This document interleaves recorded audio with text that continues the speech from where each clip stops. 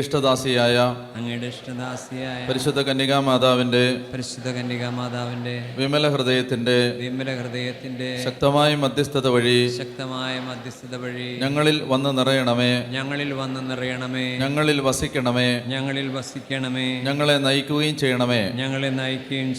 പരിശുദ്ധാത്മാവേ വരണമേ, അങ്ങയുടെ ഇഷ്ടദാസിയായ പരിശുദ്ധ ദൈവമാതാവിന്റെ വിമല ഹൃദയത്തിന്റെ ശക്തമായ മധ്യസ്ഥത വഴി ഞങ്ങളിൽ വന്ന് നിറയണമേ, ഞങ്ങളിൽ വസിക്കണമേ, ഞങ്ങളെ നയിക്കുകയും ചെയ്യണമേ.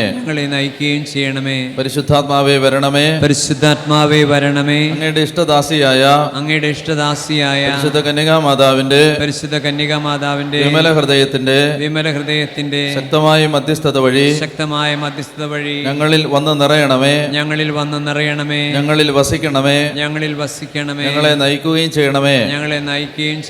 Hallelujah, hallelujah.